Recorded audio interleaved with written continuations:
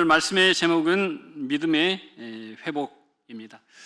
회복이 되는 건 정말 중요합니다. 우리가 인생을 살면서 우리는 늘 모든 것들이 회복되길 원하죠. 건강도 회복되길 원하고, 경제적인 문제도 회복되길 원하고, 또 사람과의 관계도 회복되기를 원합니다.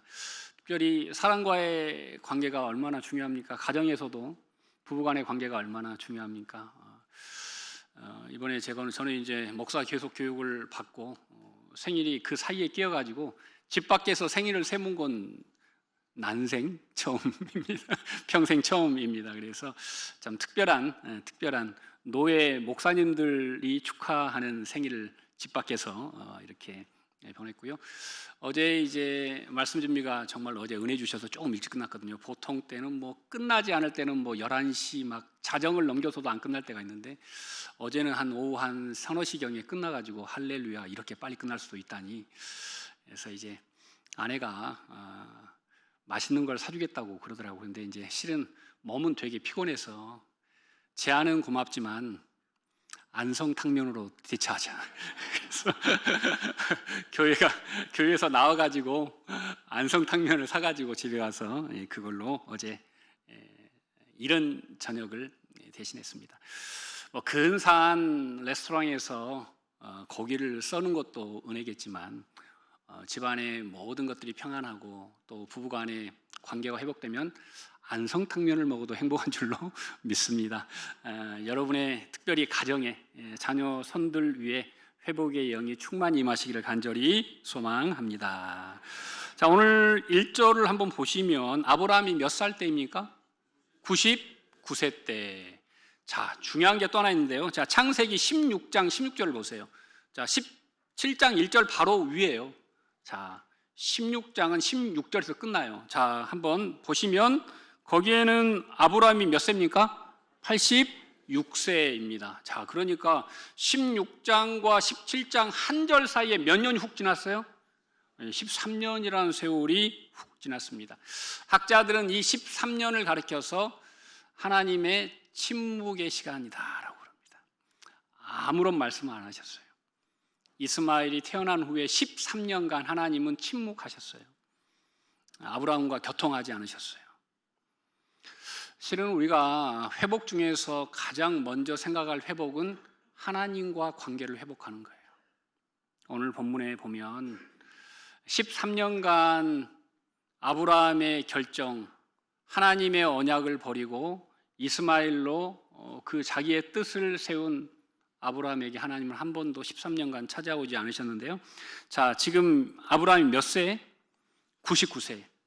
자, 99세는 어떤 해입니까? 기적이 시작되는 해입니다. 100세에 이삭을 낳았으니까요. 99세는 어찌 보면 가장 절망이 깊은 때이기도 하지만 하나님의 기적이 시작되는 때가 99세입니다. 자, 그러면 이스마엘에게 13살은 어떤 의미일까요? 유대인들은 13살에 성인식을 합니다. 바르 미츠바를 합니다. 미국에 유대인들이 많아요. 트럼프 유대인입니다.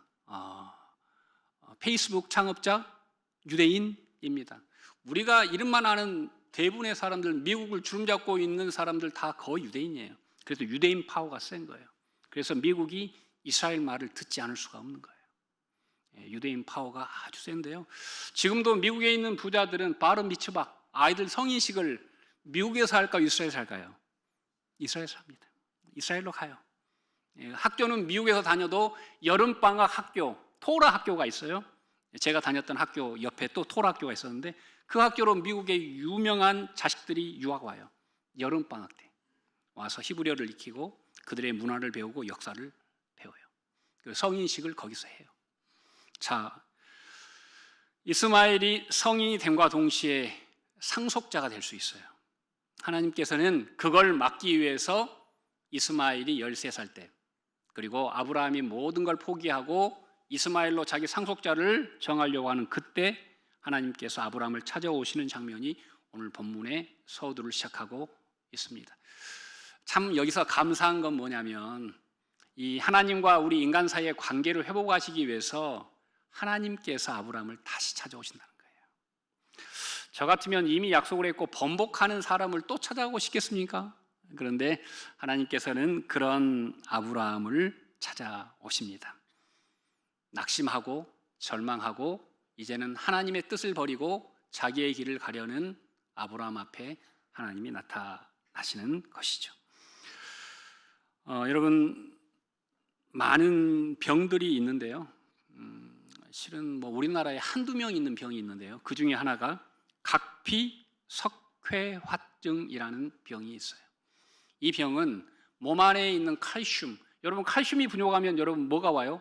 골다공증, 뼈가 부러져요. 근데 이분은 칼슘이 너무 많이 배출되는데 그게 몸에서 흡수를 못하고 모든 관절과 장기에 쌓여요.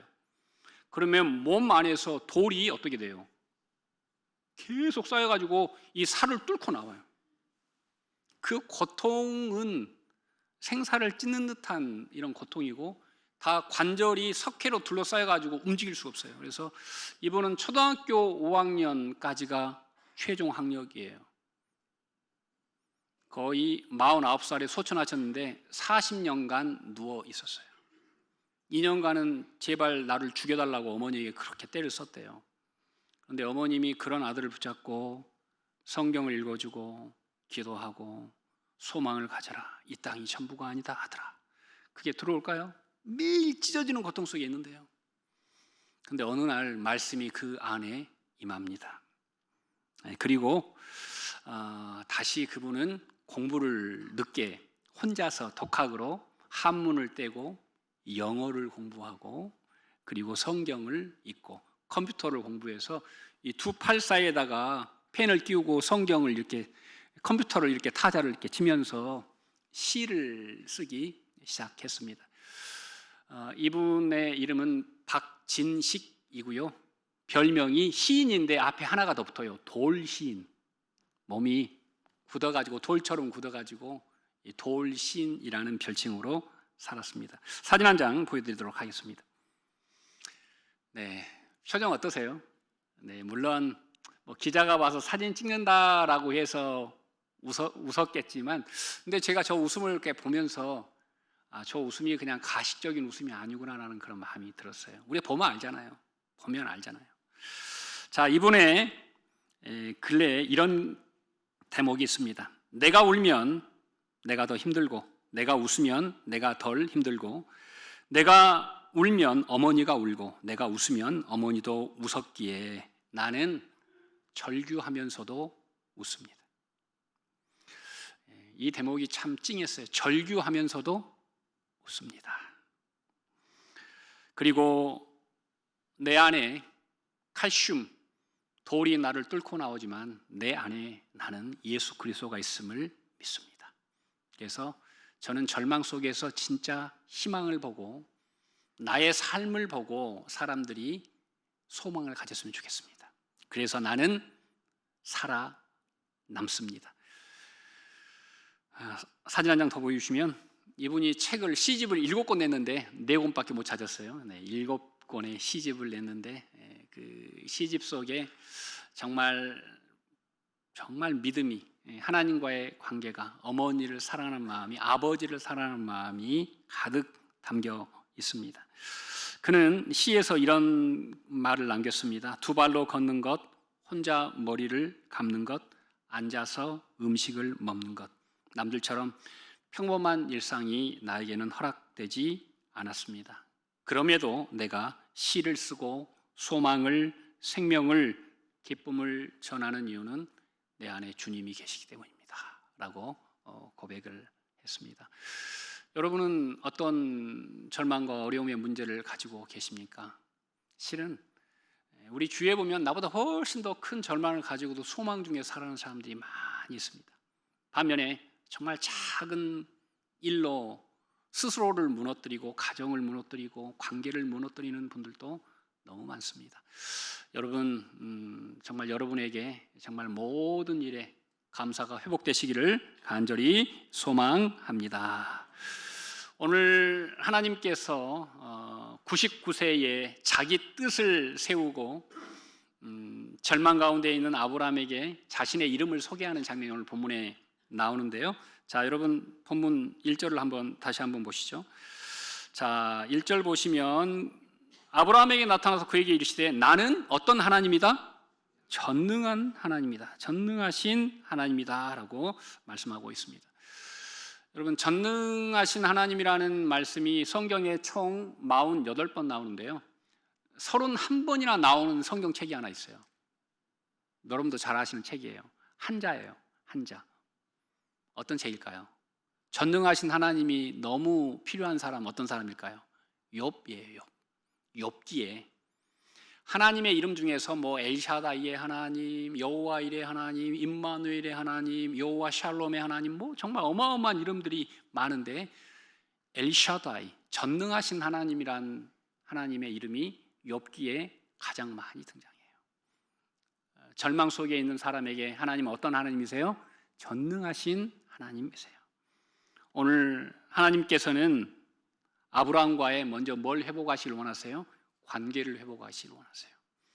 아브라함아, 너 99세라고 포기했니? 너 사라 89세고 너 99세라고 포기했니? 나는 어떤 하나님이다?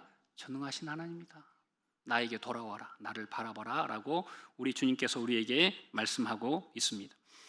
하나님께서 아브라함을 부르시고 가장 먼저 했던 명령은 떠나라 였습니다. 어디에서? 세상에서, 너의 피난처에서, 네가 지금까지 붙들고 있던 것에서 떠나라고 했어요. 그래서 아브라함의 일대기를 읽어보면 크게 4가지에서 떠납니다. 첫 번째, 본토 친척 아비집을 떠납니다. 두 번째, 조카 롯에게서 떠납니다. 자, 세 번째, 오늘 본문 즈음 이스마엘에게서 완전히 떠납니다. 그리고 네 번째, 이삭에게서, 이삭을 모레아산에 들임으로 이삭에게서도 떠납니다. 그게 완성될 때 아브라함의 인생이 완성되는 것입니다. 여러분들은 지금 어느 즈음에 서 있습니까? 아직도 온전히 떠나지 못하고 있는 것은 아닙니까? 사무엘상 26장 25절 보시죠. 자, 함께 읽겠습니다. 다윗은 자기 길로 가고 사울은 자기 곳으로 돌아가니라. 자, 놔두세요. 다윗은 어디로 가요? 길로 가요. 길로 가요. 그리고 사울은 어디로 가요? 곳으로 가요. 왕궁으로 가요. 왕궁으로 가요. 한 사람은 광야의 길로 가고 한 사람은 왕궁으로 가요. 자, 지금 다윗은 사울의 특수부대 3,000명에게 쫓기고 있습니다. 한 번은 엔게디 굴에서 살려줬는데 그 후에 또 잡으러 왔어요. 이제는 10광야에 있어요. 그런데 다윗은 높은 곳에 있으니까 사울의 진지가 다 보이는 거예요. 사울은 다윗을 찾으러 3,000명을 데리고 왔는데 못 찾고, 다윗은 부하 몇 명하고 산꼭대기인데 다 보여요. 밤이 깊을 때 다윗이 신복들과 함께 사울왕의 진영으로 갔는데 사울왕은 자고 있어요. 그때 부하들이 뒤에서 왕이시여 죽이십시오. 제가 대신 해드릴까요? 이렇게 권유를 하죠. 그때 다윗이 하나님의 사람을 손대지 마라 하고 창과 물병, 사울왕의 창과 물병을 가지고 떠나면서 이 글이 써 있는 거예요. 다윗은 어디로 가고? 자기 길 다시 광야로 가고, 사울은 자기가 어떻게 산지도 모르고 아침에 깨어나서 다윗을 못 찾고 어디로 가고? 왕궁으로 가고. 아마 그날 다윗이 사울을 죽였으면 다윗이 왕궁으로 갔겠죠. 하지만 이건 하나님의 뜻이 아니에요. 우리는 늘 생각해야 합니다. 내가 지금 어디에 있는가가 중요한 게 아니에요. 내가 어디를 향해 가고 있는가가 훨씬 중요한 문제예요. 왕궁에 생명이 있는 게 아니에요. 광야 길에 하나님의 뜻이 있다면 그곳에 생명이 있는 줄로 믿습니다. 자, 그래서 창세기 17장 1절을 다시 한번 띄워주시면, 자, 제일 끝에 나는 전능한 하나님이라, 그 뒤에만 같이 읽겠습니다. 자, 시작. 너는 내 앞에서 행하여 완전하라. 나는 전능한 하나님이야. 아브라함아, 나를 잃어버렸니? 내가 13년간 침묵한 이유가 있다. 너 끝까지 이스마엘을 고집하는데 이스마엘을 포기해라. 나는 전능한 하나님이다. 나를 온전히 믿어라 라고 말씀하고 있었고요. 그 다음에 너는 내 앞에서 어떻게 행하여 완전하라. 하나님께서 아브라함과의 관계를 회복하는 장면이 오늘 본문에 잘 기록되어져 있습니다. 내 앞에서 행하여 완전하라. 이걸 다른 말로 하면 코람데오라고 합니다. 코람데오. 하나님의 얼굴 앞에서. 저는 이 자리에 계신 우리 모든 분들이 하나님의 얼굴 앞에서, 하나님의 면전 앞에서 하나님이 기뻐하시는 믿음의 회복이 있기를 간절히 소망합니다. 인간의 방법은 인간의 결과를 낳을 수밖에 없습니다. 저도 이렇게 목회자로 이렇게 살면서 저도 인간이니까 제가 원하는 게 있잖아요. 근데 이제 가만히 이렇게 요즘 묵상하면서 생각해 보면서 그래요. 하나님 앞에서 행하고 완전한 게 중요하겠습니다. 그렇게 이제 마음을 바꾸니까 제 마음에 평안이 임해요. 그리고 하나님과의 관계가 이렇게 회복되니까 다른 모든 관계들이 자연스럽게 해결돼요. 왜요? 다른 사람들이 변했을까요? 내가 변했을까요? 내가 변하니까 다른 사람과의 관계가 다 회복되는 거예요. 문제가 안 되는 거예요. 그럴 수 있겠다. 그래도 돼. 이렇게 되는 것이죠. 저는 오늘 17장을 보면 여러분 꼭 댁에서 읽어보세요. 아브라함의 말은 한마디도 안 나와요. 다 하나님의 말씀으로 가득 차 있어요. 17장은 어떤 말씀으로 가득 차 있다고요? 하나님의 말씀으로. 자, 절망의 때를 바꾸는 건 뭐예요? 하나님의 말씀뿐이라는 의미예요.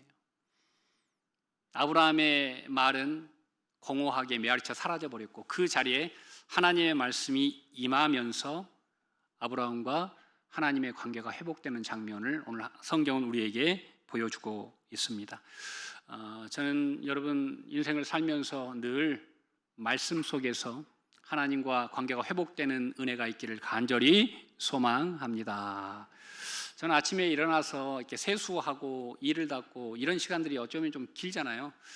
그때 말씀을 틀어놓고 계속 듣고 출근해서 찬양을 틀어놓고 말씀을 좀 더 소리 높여서 틀고 듣고 저는 우리 교회 달력보다 약간 앞서갑니다. 한 일주일 정도를 앞서서 이렇게 진도를 뽑고 있는데요.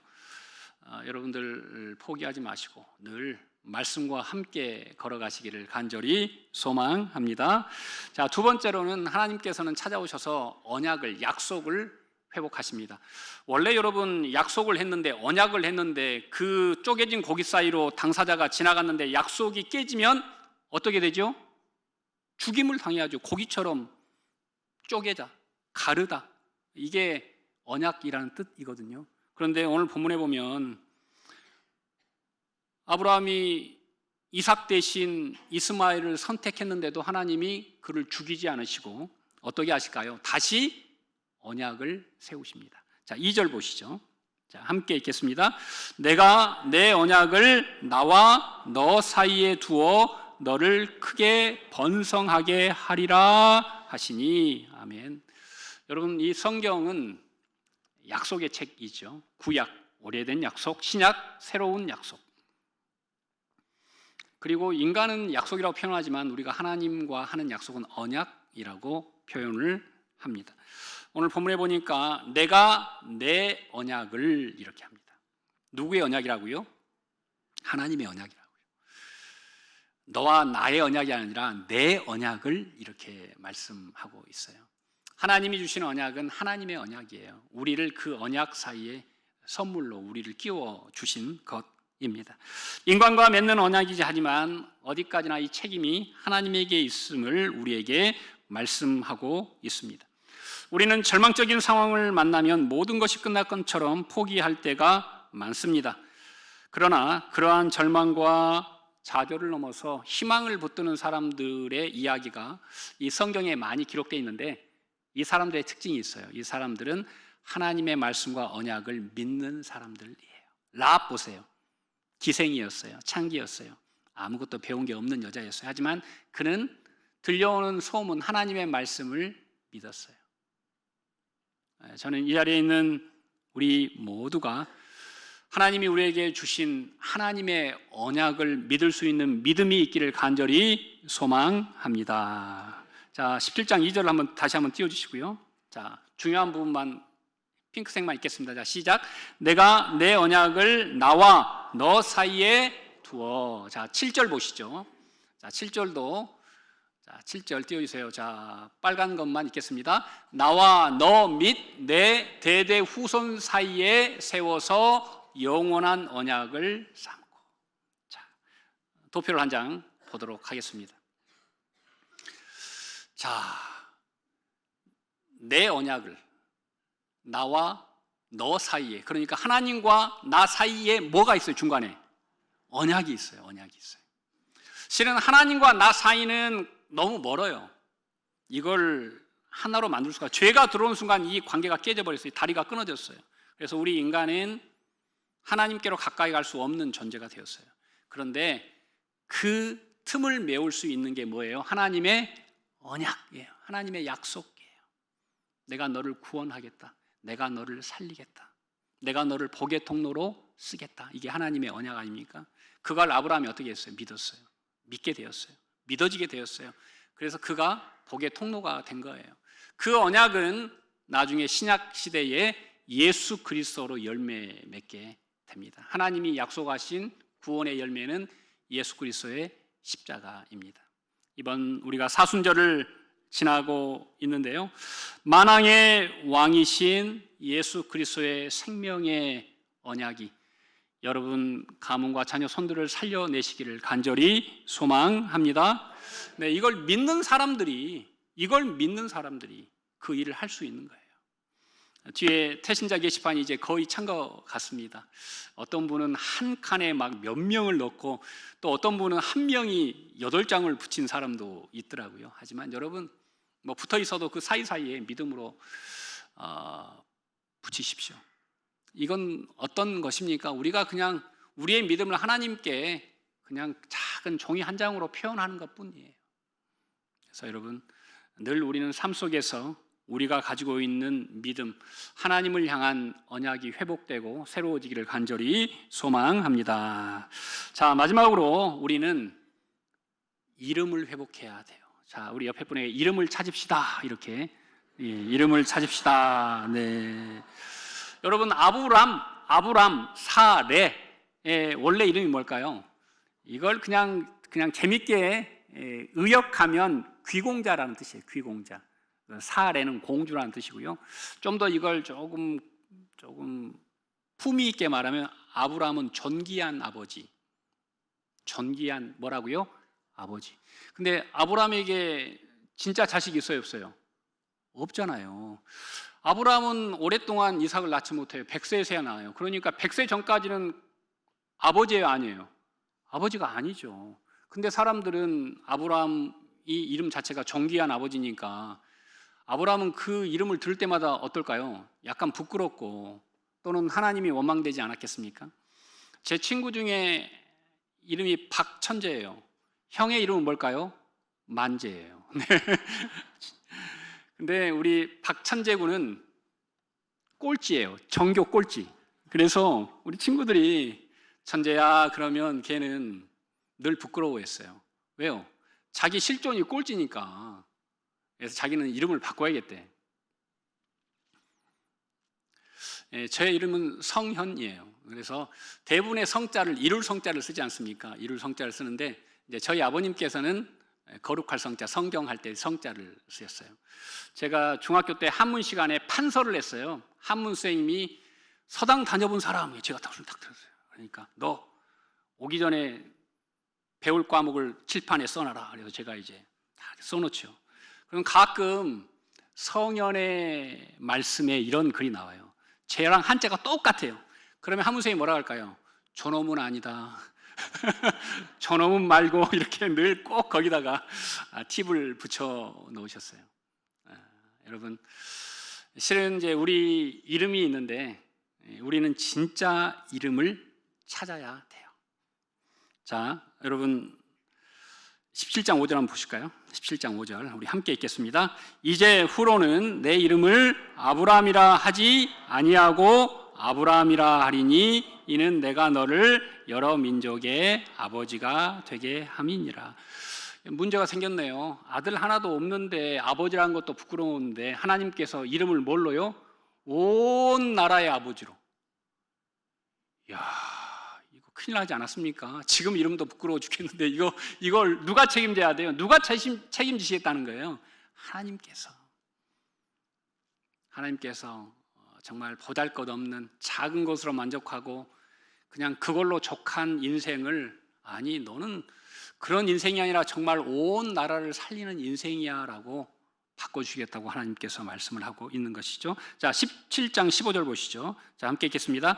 하나님이 또 아브라함에게 이르시되 내 아내 사레는 이름을 사레라 하지 말고 사라라 하라. 아멘. 아브람에서 아브라함, 사레에서 뭐예요? 사라. 네. 사레도 열국의 어머니예요. 공주, 그냥 자기만 꾸미고 자기만 도도하게 살았던 인생이 아니라 너는 모든 사람의 생명의 어머니다. 모든 나라의 생명의 어머니다라는 이름으로 바꿔 주셨어요. 근데 이걸 한글로 보면 이해가 안 돼요. 제가 히브리어를 준비했습니다. 한번 보시죠. 자, 아브람, 여러분들 보시기에 네, 이쪽에 있는 게 아브람이고 이쪽에 있는 게 아브라함인데 가운데 뭐 하나만 추가됐죠. 이게 히브리어로 헤이예요. 헤이. 영어로는 H 정도 되겠네요. 자, 아브람에는 딱 이 헤이가 있고 없고, 사라도 어때요? 사레와 사라에는 뭐가 있고 없고예요? 헤이가 있고 없고예요. 여러분들은 이 헤이라는 히브리어를 많이 만나봤어요. 야훼, 헤세드, 헨, 이게 다 헤이예요. 그래서 헤이는 하나님의 숨결, 하나님의 생명, 하나님의 임재를 뜻하는 단어가 헤이예요. 그러니까 엄밀하게 말하면 하나님께서 아브라함의 이름을 바꿔주신 게 아니라 그냥 그 아브라함에게 하나님이 어떻게 임하신 거예요. 이게 오늘 가장 중요한 포인트예요. 우리는 그대로예요. 우리는 죄인이에요. 저도 목사 됐지만 똑같아요. 죄인이에요. 문제투성이에요. 늘 설교를 준비하고 말씀을 가지고 설 때마다 두려워요. 그리고 자격이 없다고 계속 사단들은 저에게 충동질해요. 야, 네가 무슨 이런 말을 전할 자격이 있어. 하지만 여러분, 우리는 똑같은 사람이지만 우리에게 뭐가 임했어요? 하나님이 임했어요. 그래서 우리의 존재가 바뀌게 된 거예요. 이름이 바뀐 게 아니라 우리 같은 죄인에게 하나님이 그냥 임해 버리신 거예요. 우리를 덮어 버리신 거예요. 그래서 우리가 의인이 된 줄로 믿습니다. 자, 우리 17장 19절 읽고 말씀을 맺겠습니다. 자, 시작. 하나님이 이르시되 아니라 내 아내 사레가 낳는 아들 낳으리니 너는 그 이름을 이삭이라 하라. 내가 그와 내 언약을 세우리니 그의 후손에게 영원한 언약이 되리라. 아멘. 자, 뭘 낳아요? 누구를 낳아요? 이삭을 낳아요. 여러분, 이삭의 히브리어가 이츠크예요. 이츠크는 웃었다 라는 뜻이에요. 웃음이라는 뜻이에요. 자, 하나님께서 네가 아들을 낳을 것인데 그 이름이 뭐라고요? 웃음이라고요. 웃음. 자, 근데 이 이야기를 듣고 사라가 부엌 끝에서 웃었어요. 이 웃음은 비웃음이에요. 진짜 믿음의 웃음이에요. 비웃음이에요. 아이고, 하나님 진짜, 아이고, 남사스럽게 하나님, 아이고, 제가 뭘 안다고 하고 그렇게 웃었는데 하나님은 이삭이라고 이름을 지었어요. 제가 이걸 보면서 그런 마음이 들었어요. 믿음은 절망 속에서도 웃을 수 있는 거예요. 아까 박진식 시인처럼. 하나님과 나 사이에 그 언약이 있음을 보고 그걸로 충분하다고 웃을 수 있는 사람, 그 사람이 정말 믿음의 사람이에요. 하나님께서는 저에게 말씀하세요. 성현아, 웃고 살아라. 웃어라. 얼굴을 펴라. 제가 두려워할 때마다, 제가 분노에 있을 때마다 하나님은 늘 말씀하시죠. 웃어라. 얼굴을 펴라. 자, 한번 옆에 분에게 웃으세요. 이렇게 한번. 네, 웃으세요. 네, 여러분은 지금 모르시겠지만 지금 이 분위기가 한결 환해졌습니다. 네, 그래서 우리에게는 이 미소가 있는데 실은 우리가 이 미소를 사용하지 못해요. 하나님 우리에게 웃음을 주셨어요. 저는 여러분들의 가문에 하나님이 선물하신 언약의 웃음, 은혜의 웃음, 생명의 웃음이 가득하시기를 간절히 소망합니다. 어떤 상황 속에서도 믿음으로 웃으십시오. 하나님은 이삭을 준비하고 우리를 기다리고 계시는 줄로 믿습니다. 그냥 작은 이걸로 만족하지 마시고 하나님이 꿈꾸는 그 길로 힘있게 걸어가는 우리 모두가 되시기를 간절히 축원드립니다. 기도하시겠습니다. 사랑과 은혜가 충만하신 하나님 감사합니다. 아브라함이 이전에 끼칠 수 있는 복의 지경은 고작 자기 가족뿐이었습니다. 우리 집안 정도였습니다. 하지만 하나님의 그릇의 크기는 전혀 다르셨고 그를 온 열방의 복의 근원으로 삼으셨습니다.